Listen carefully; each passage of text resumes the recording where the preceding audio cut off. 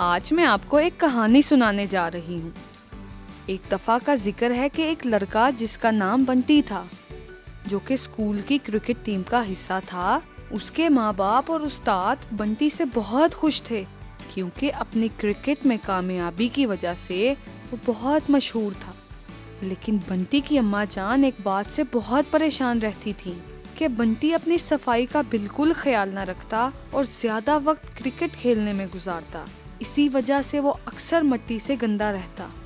एक दिन बंटी के स्कूल की क्रिकेट टीम का किसी दूसरे स्कूल की क्रिकेट टीम से मैच था, जिसके लिए बंटी की क्रिकेट टीम में अच्छे खिलाड़ियों की सिलेक्शन होना थी। इस सिलेक्शन के बारे में बंटी ने अपनी अम्मा जान को कुछ न बताया। वो हस्बे मामूल घर वापस आकर सो गया। अगली सुबह बंटी की आंख देर से खुली और उसे स्कूल से देर हो गई। बंटी ने फौरन अपना बस्ता उठाया और स्कूल की तरफ रवाना हुआ। इतनी जल्दी में ना उसने मुंह धोया, ना दांत साफ किए, ना कंघी की और ना ही कपड़े बदले।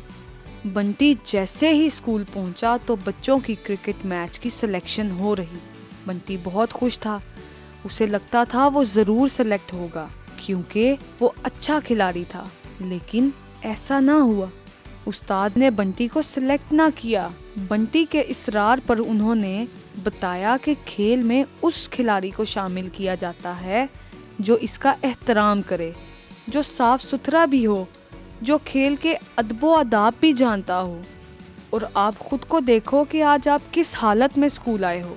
बंटी बहुत शर्मिंदा हुआ और उसने हमेशा साफ सुथरा रहने का अहद किया और फिर वो इस अहद पर पूरा भी उतरा। प्यारे बच्चों, आज इस कहानी से हमने सीखा कि गंदा रहना एक बुरी आदत है, जो कि अक्सर नुकसान का सबब भी बनती है, और इसके बरक्स साफ सुथरा रहने वाले को सब पसंद करते हैं।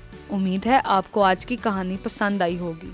मज़ीद वीडियोस के लिए लॉगिन करें हमारी वेबसाइट www.pen.org.pk।